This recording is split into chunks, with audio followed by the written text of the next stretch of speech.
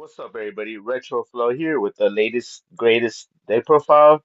And here we got, We got Joe Babies in the house. What it do, baby?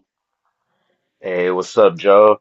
And Joe just won a pretty big GOAT format tournament that just took place at Collectible Exchange.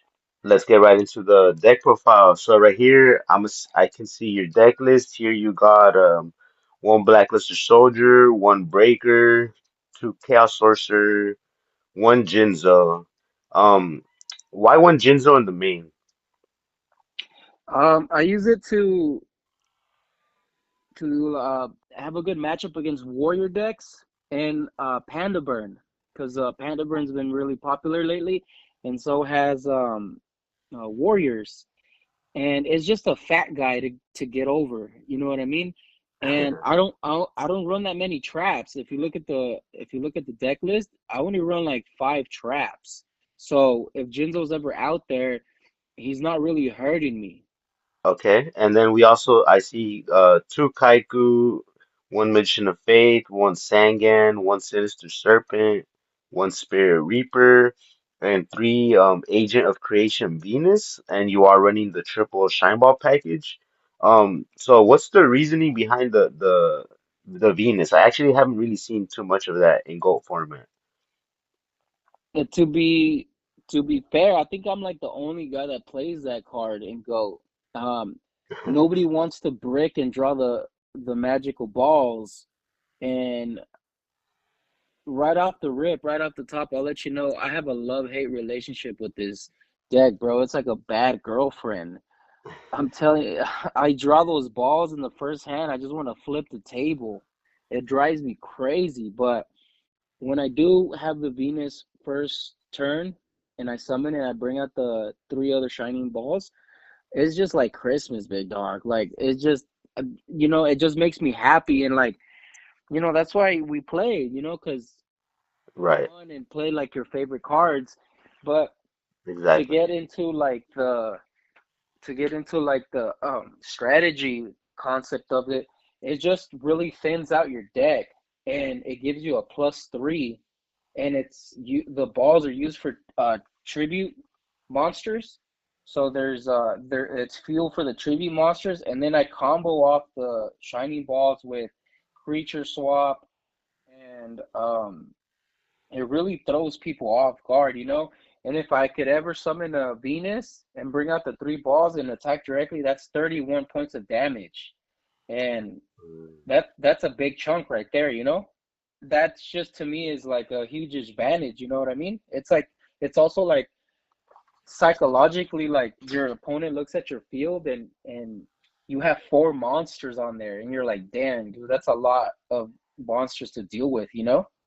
How often do you find yourself getting like you go Venus and then into the first shine ball up until the third one and then they end up torrentially you? Does that happen often?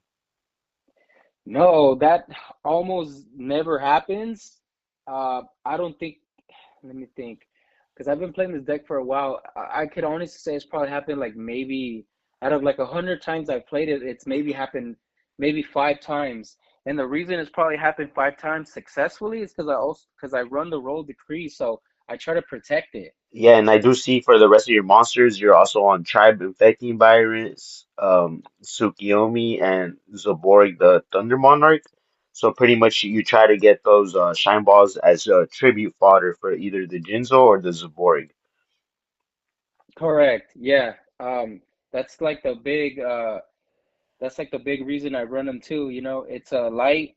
It thins out my deck. If I tribute one off for like Zaborg, I'm just in a dominant position at that point with like a decree set. So I'm bringing the heat fast. Okay. You know what I'm talking about? Yeah, yeah. And you are playing a good amount of light monsters as well as dark monsters. So I guess it does bring up your count for your chaos monsters, definitely. Yeah, and then the Venus is also good because Panda Burn has been popular lately, and Venus is a 3 star, so level area B doesn't affect it. Okay. and also gravity bind. So it gets through gravity bind and level area B. And then you do combo off a little bit as well. The shine balls with the creature swap. So then you'll tend to summon one shine ball and attack, and then creature swap at the end, and you give them an attack position, Mystic Shine Ball. Correct. You got the right idea. Okay, nice. That's an interesting monster lineup. I'm surprised you didn't go for the triple Thunder Dragon though, because it's kind of this is kind of like a chaos list, except no Thunder Dragon. Well, the shine balls take the room for the Thunder Dragons, Exactly. and they just happen to be on the field, you know. So for the spells, I'm seeing one Book of Moon, the creature swap, one Delinquent Duel, one Graceful Charity, Heavy Storm, one Metamorphosis only, Mystical Space Typhoon, two Noblemen of Crossout, one Pot of Greed, one Premature Burial, one Snatch Steal, and two Upstart Goblin. But the reason I run Upstart, um, I could dig into the Venus. Like the faster I can get into Venus, the better, because I already have Pot and I have Graceful. So Yeah. just more draw power in the beginning. Like in certain decks, like you wouldn't want to use Graceful Charity right away in your first turn because you want to save it until you draw like a Thunder Dragon or like a Sinister Serpent or like a Night Assailant. But in this particular deck that I run, I play it right away just so I could get to Venus faster. The same with Pot. I use it right away and just like Upstart Goblin. So that's just speed in Right. to get into the Venus. For the trap lineup, I'm seeing here one call, two royal decree, and two trap dust shoot. And I'm surprised that I don't see any copies of Torrential, any copies of Solemn Judgment in the main deck or in the side deck here. So how'd you come up with just these five traps? So I've been that fifth slot, Follow the Haunted. I've been messing around with that card back and forth. Sometimes I leave Torrential in, sometimes I leave Mirror Force in, sometimes I put a third decree, sometimes I put a third trap dust shot because in this format you can run three. But Hmm. for this tournament, I decided to leave in the Call of the Haunted because I was testing it out a couple days before, like the whole night, and it was actually doing pretty good. So I decided to go with that. The reason I run so little traps is because I want to focus on being aggressive. So just, Mm. you know, aggressive, pedal to the metal. And the reason I run the reason I don't run torrential tribute is because most of the time I have a Venus with three shine balls on field, so torrential would hurt me. And then the reason I would probably run a third trap dust shot, uh, I would consider it. It's because my biggest hater is Tribe Infecting Virus, dude. I hate that card. If they have that card against me in the beginning of the turn, bro, he's gonna eat up all my fairies, bro, because he just summons it, calls fairies, and wipes my whole board out, and I lost 1,500 for nothing. Yeah, and the fact that priority is a thing, you could they could still go priority declare fairy on you. Yeah, so I try my best to protect my fairies, the Venus and the balls, with the Trapdisha, and I just play that right away, bro, just to get rid of the threat of tribe infecting virus. And there's another one, but not that many people play it. Is Asura Priest. Those two cards, bro, they wreck Mm. me. Like those are the two weaknesses to this deck: is Asura Priest and tribe infecting virus. Only one player had Asura Priest in their main deck, and I Wow. lost to him in Swiss, but I ended up beating him in the championship. Oh wow. That's a crazy comeback story right there. But Yeah, like yeah, like in game one, he used it against me. I had a Venus, two Shine Balls, a BLS on the field, and a Decree face up. This will summons a Serra Priest, attacks all my fairies, leaves BLS, and then creature swaps main phase two. Bro, it wrecked me. I don't know how I won that game, but I ended up winning that game at the end. So that's how bad a Serra Priest has it out for me. yeah, that's a nasty play for sure. Um But yeah, here for the side deck, I'm looking at a one Blade Knight. I'm assuming for Chaos, Flip Effect monsters. One Kinetic Soldier, which is probably for warriors. Two Tiger King Wangu. Two Karibo. Um, two Zumbira the Dark. One Mind Control. Two Mystic Walk. One reinforcement in the one reinforcement of the army in the main. I mean in the side and one deck devastation, one mirror force, and one sakuretsu.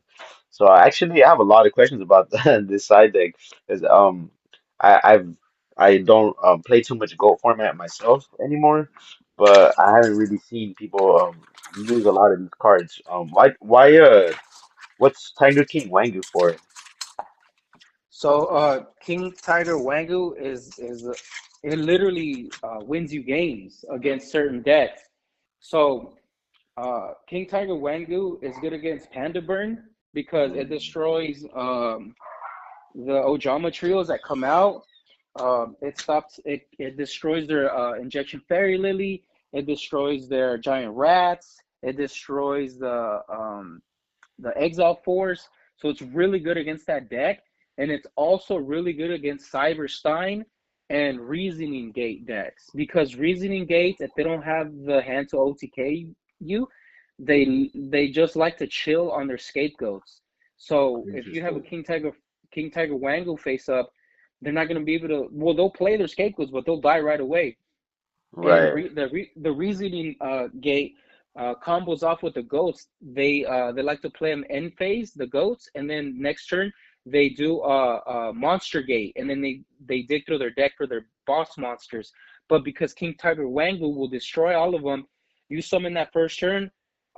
Their only normal monster that they could probably summon is Sacred Crane, and that's not strong enough to beat King Tiger Wangu. So King Tiger Wangu will literally win you a bunch of matchups, and Um, King Tiger Wangu is also good against goat control because some goat control decks, chaos goat control decks, run three scapegoats, and you stop them from doing that. You stop them from metamorphosing into Thousand Eyes Restrict. So it's a really good tech card to always have in your side deck.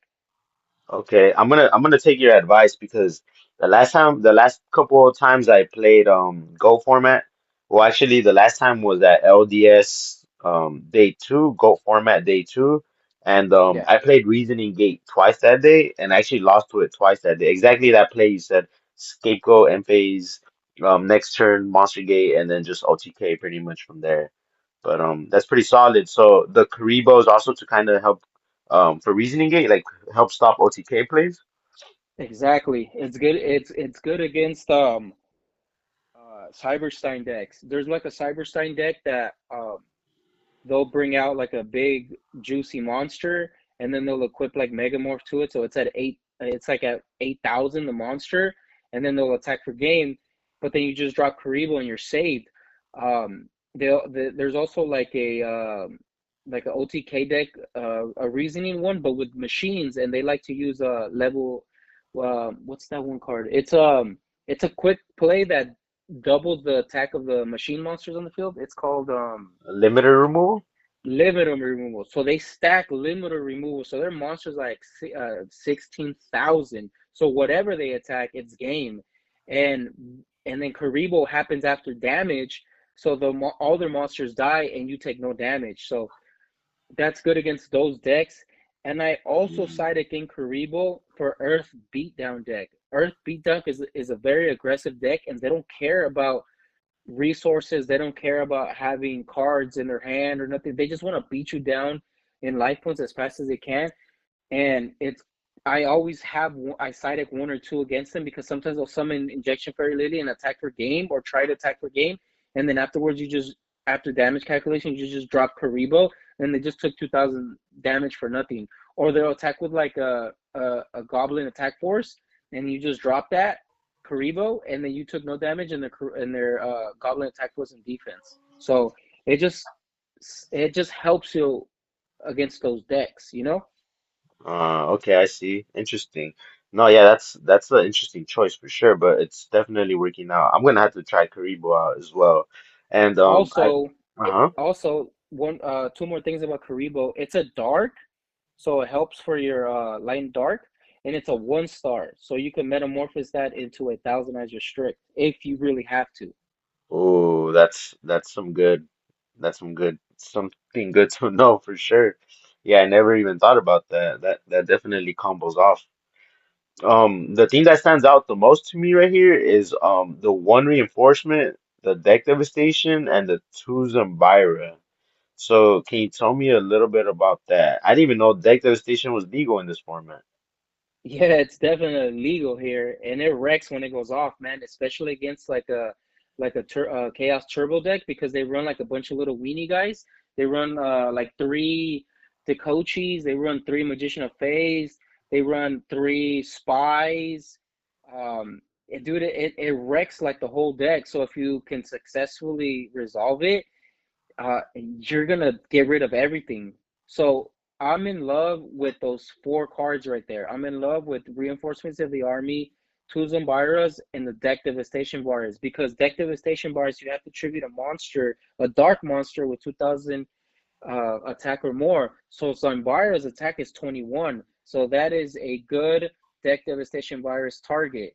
One of my favorite things to do is set the Zambira and then set the deck devastation virus. And then when they go cross out, I'll chain. So they lost cross out and whatever other small monsters they have in their hand or on the field. Oh, that's I a also beautiful play. Yeah, I also like to attack with it, and if they mirror force or they Sakaretsu, I chain deck devastation virus. So then they lost their mirror force, and then whatever other little monsters they have. Also, deck devastation virus and Zambira is good against Cyberstein OTK decks because you get rid of their Cyberstein in their hand. And also, deck devastation virus and Zambira the Dark is also good against Panda Burn because all their monsters are below um, 15 attacks. So that literally destroys that whole deck. So that is a great side deck cards for those decks. And also, Zambara the Dark is good against warrior decks. It's good against Blade Knight. It's good against Kaiku. It's good against King Tiger Wangu if they're using it. It's a really really good card, and it's a dark, so it helps with the light and dark situation, and it's searchable. That's why I run one reinforcements of the army. Yeah, that's a solid plan, bro. Yeah, you're definitely cooking something here, bro. I love that. Thank you. I also see here you got the Mirror Force and the Sakuretsu. What would you say that that's mostly for? Obviously, probably when you side in those two, the two Royal Decrees come out. Depending on the situation that I'm in, and depending on the matchup, and what I mean by situation is like if I'm up a game or down a game, that's when like I'll decide to keep the royal decrees in or out. Um, Sometimes, and this is like this is like insider knowledge. Sometimes I like to take out the trap dust shots if I'm going second. So I'll side deck those out and put in a Mirror Force and a Sakaretsu because if you're going up against Warriors, they're gonna set their whole hand and summon a monster. Now your Trap Death Shot is a dead card. So you'd rather have a Mirror Force or a Sakaretsu. You know what I mean? Yeah, and then in general they play two reinforcement of the army, so Tabdushu loses some strength there for sure. Yeah, so I like to swap those cards out. Um, really depends on the matchup, but Right. and the other thing that I was noticing is I was losing some games because I just couldn't protect my monsters because I didn't have a Mirror Force or a Sakuretsu or Raigeki breaks. I didn't have anything to or Torrential. I didn't have anything to like protect myself if they ever had like big monsters on the field and I just couldn't get over them. So I ended up testing out the Mirror Force and the Sakuretsu, and I would leave it in there even if I had the World Decrees because um they assume that I don't run any traps, so they'll get really aggressive and just attack with everything, and then boom, they run into a mirror force, and they're like, "What the hell?" Like, I thought you were main decking decree, but if you're a good enough player, you can choose when to activate Royal Decree and when not to. It just depends on like the situation. It depends on the like sometimes you'll lose a monster on purpose because you don't want to you don't want to utilize the decree because later on you're gonna mirror force him for like four or three monsters. It's like psychological warfare. You know what I mean? Yeah, yeah, I understand. The mixes walks are good against like burn decks, like Panda Burn, even some OTK decks. They're really good. Also, if you're like in a grindy game and it goes down to time, you could like get a dirty win with Mystic Walk. So like a good card to have in there. And then the last card that we didn't talk about was Mind Control. Mind Control, I swap it in and out with Creature Swap depending on the matchup. But Mind Control helped me win a lot of games during this tournament that I ended up taking the victory. Um, it helped me take their BLS. It helped me take their Chaos Sorcerer, and I removed them. It helped me take a Magician of Fate that was face down. Like, it helped me take a Tribe Infecting Virus. So, like, this is like a really, really good card to have in the side deck, and just choose when to put it in against Chaos decks. Right. It's almost like the since Nobleman of Crossout is semi-limited in this format, mind control is kind of like that extra little push you need against those kinds of decks. Exactly. It's like a third crossout, if you will. Yeah, definitely. Yeah, it feels nice when you do get to take their decoy cheese or magician of fates. Yeah. The He, best feeling is taking their BLS though, their Blackluster Soldier. It's uh, like they can't do anything about that, man. They're like, wow, this guy's gonna leave. yeah, it's literally a free you don't gotta give him life points or nothing. Yeah. Um, For sure. And then here I'm looking at the extra deck. You got actually two copies of Dog Vulture, which I'm a fan of. I mean the extra deck doesn't really matter so much because the space is unlimited in Go format, but you do play Dark Blade, the level 6, Dark Fire Dragon, the the level 5 fusion. I forget his name. The Skull Dragon, Fiend Skull Dragon, Green Skull, Flame Ghost.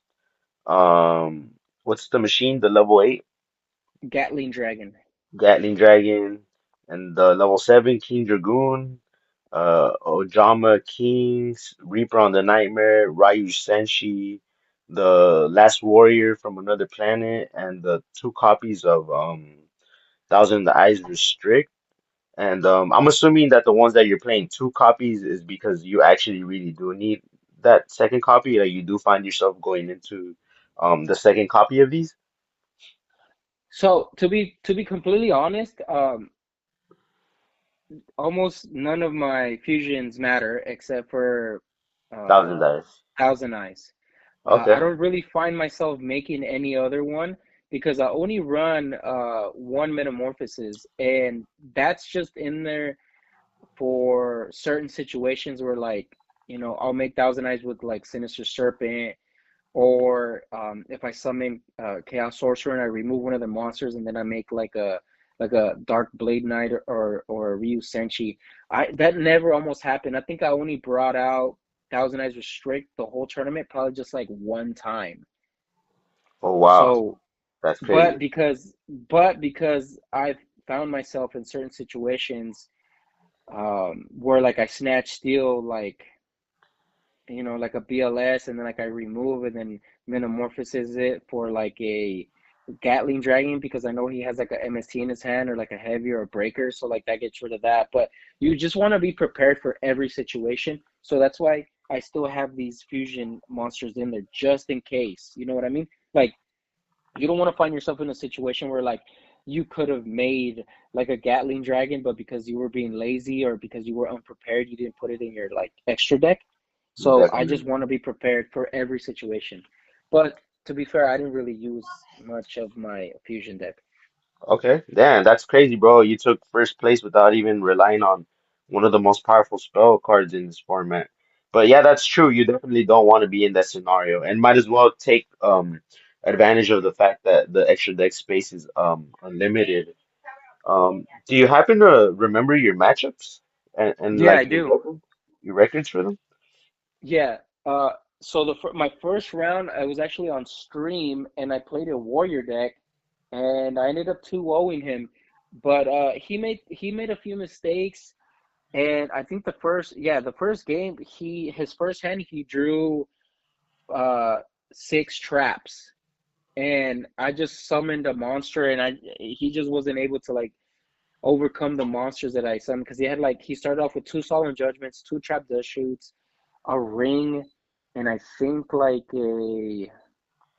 a dust tornado or something like that. But he just wasn't able to like stop any of my monsters that were already summoned on the field, like my Venus and things like that. And then the second game was a pretty grindy game, but I ended up edging him out just a little bit, and I ended up being 1-0. My second game was Your the second round? second round. Sorry, second Yeah. round. I ended up playing. Um, it was my buddy. He won the LDS. Okay, Rolo. Or no, the Edison LDS. Oh, okay. Um, man, I call him neighbor. We call him neighbor. He won the frogs. He won it with frogs. I think he top decked like a Caius. Okay. It, over there in Orange County. I forgot, but he won the LDS. I ended up playing him Yeah. round two. I won the first game because I was able to summon the Venus and like get all the shining balls, and it just had a lot of control. And then second game, he popped off. He was running chaos control, and he was able to like just plus so much. I never came back from it. And then game three, I think I opened up pretty broken. I think I opened up with like a trap dosha, a decree, and like the Venus balls, and he just wasn't able to come back from that. So that was round two. Round three, I played Panda Burn, Oh. and the first game, the Royal Decree got him. He couldn't do anything because of the Royal Decree, and I think I ended up 2-0ing him because my Venus, he just couldn't overcome the Venus, and I had like 5 monsters on the field, and I had like crossouts and things like that with the World Decree face up, so he wasn't able to do anything about it. So I ended up beating him, and then round four, um, I lost to what is his name? Oh man, I can't believe I'm forgetting his name. Um, the guy who got second at this event, the Asian guy. Yeah. Uh, I'm not sure. man, I'm so sorry. I forgot his name. He's a really cool guy. He's a really good player. He beats me all the time at locals, and he beat me round four. So game one, I drew really bad. I drew all 3 of my shine balls in the first hand, which almost never happens, but it happened against him. I was so mad. I was like, dude, this guy's a good player, and I draw so terribly. I was upset. And then game two, I ended up winning, and I won just like with the shine balls and controlling the match and summoning Zaborg and things like that. And then game three, it was a pretty grindy game. I thought I was gonna win because I was in a position where I had a Zaborg and a Sangan face up on the field, but he ended up top decking Graceful, and then he like just brought out like BLS, and like it just completely swung in favor of him, and he ended up just taking it. So that was my first loss, my only loss. And then round five, I ended up playing uh, Chaos Turbo, and I ended up 2-0ing him. But in all fairness, he didn't draw good hands. He drew like all lights, and the only dark that he drew was the spy, and I crossed it out. So he wasn't really able to bring out any chaos monsters. And because I had Venus with the shine balls out there and a Kaiku and stuff, I just overpowered him and with the decree, so he couldn't do anything. So I ended up beating him the last round of the Swiss. And in top four, I ended up beating this young guy. He was running like a Chaos Warrior build. It was like a hybrid of both. And first game, man, like it's on stream. Like we were going back and forth, but he just, like when you guys are like top decking or like it's late in the game and like someone just rips like a graceful or a pot and it just completely changes like the game in favor for them. That's exactly what happened game one. So he ends up edging me out. He beats me game one, and at this point, I'm just like, okay, I think I'm gonna lose because like that was crazy. But somehow, like I think I'm. It's just because I play more than him, so I think I have a little bit more experience than him. I was able to make like better plays, and like further down the line, I was able to just overcome like things like luck and things like that. You know what I mean? Like I hope I don't sound like a jerk or like I'm bragging, but you know what I mean? That's like No, a no. thing. You know what I mean? Right. Like luck can only take you so far, and then after that, like it just resolves. Like it depends on your skill. You know what I mean? Yeah. Yeah. So I ended up winning game two, and then game three, I just opened up broken against him. I think I opened up trap the shot, and he had two traps in his hand or three, and I had a decree set. So that was three cards he couldn't use. Plus, I sent a monster back. So I just And summoned a bunch of monsters and like just I just beat him down fast. yeah. And Man, that's and then the crazy. and then the finals, just to wrap up the whole tournament. This is on stream too if you want to watch it. I'll I had a definitely pl- link it in the I'll definitely link the match, the finals. Well, if it was on live stream, I'll link it in the description. for sure. And then the championship game, the last game, I play against the guy that I lost in Swiss. Uh, and here we go. And I honestly think the reason I played the way that I played against him is because he's beaten me in the past. So I try to change up my strategy because he's running like a chaos control version of his deck, which is like three scapegoats, three metamorphoses, like just like you're not gonna beat him in a grind match. You're not gonna beat him. So my idea, my philosophy for that match was just start off strong and start off fast, fast and strong, and that's exactly what I did. I brought out BLS turn two, and Oh wow. I was trying to beat him down, and that's the remember when I told you somebody summoned Azura Priest on me, attacked my Venus and all my balls, and then creature shop and took my BLS. That was him. That was him game one. Oh But somehow I dropped him down so low where like he had a Zaborg face up on the field and a spy in defense. I had a Sinister Serpent in the graveyard, and I had a Snatch Steel in my hand. He was like at 39, and I had a Royal Decree face down. I drew, and it was a creature swap. And I started doing some math. I was like, wait a minute, that's game. So I pick up the Sinister from the graveyard, Snatch Steel his uh his spy, yeah. summon Sinister, creature swap, give him the Sinister. I take his Zaborg and I just attack for game. It was like a little bit of, it was like 100 more than game. But the reason I won like that is because I was so aggressive earlier in the match. You know what I mean? Yes. So definitely this deck is like a light beat deck. Like you just want to rush them. Yeah, I'm like trying my best to like summon all these monsters and just beat them down. And then game two, I ended up 2-0ing him. Game two, I swapped everything out for the warrior package that I had in my side deck, and I don't know if he like was thrown off by that, but I was just able to like have these like level fours on the field, and I also started off pretty good. I think I ended up starting off like duo trap dust shot, and he just wasn't able to like come back from that. Yeah, interesting. And that was the second game, 2-0. Yeah, that was the second game. Wow, bro. That's a crazy finals. Where can we find you if we want to play against you, bro? I mostly go to Exchange Collectibles in Rancho Cucamonga. That's like my home gym. That's my locals. I go there whenever they have like big goat tournaments, which kind of sucks because they're dying off, bro. Like, if anybody out there is listening, man, let's bring back goats, dude. Let's rejuvenate it. Let's put more power into goats.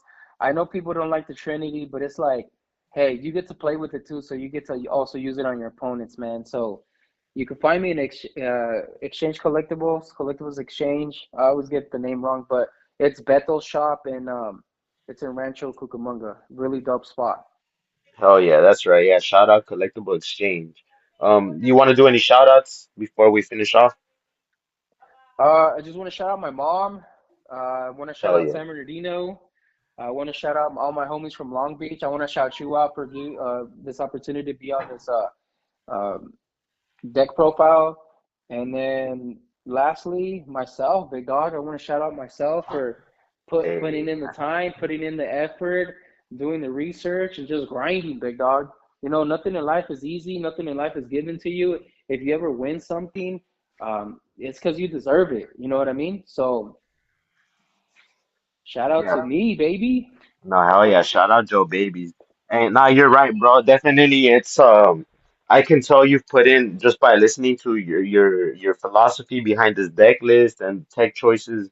I can tell you put in a lot of time into trying to find the right tech choices and how to fix certain scenarios that your bad matchups, and definitely you I can see that you've put in a lot of reps with this deck, and yeah, I'm glad it's paying off for you, brother. Thank you so much, man. I appreciate your time and your energy Likewise. into this. No, no, yeah, likewise, bro. Thank you.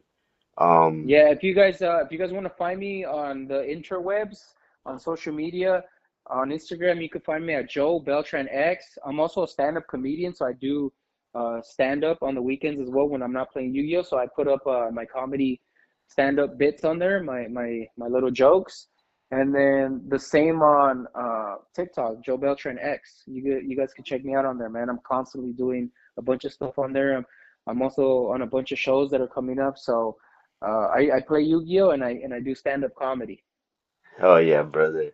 Yeah, definitely links for his Instagram and for his TikTok will be in the description. All right, thank you so much, Retro Flow. This was a dope interaction with you. I really appreciate being part of this. Oh, thank you, bro. Likewise, every time I run into you, bro, it's all love, brother. Exactly, all love. But thank you for your time as well, bro. You got it.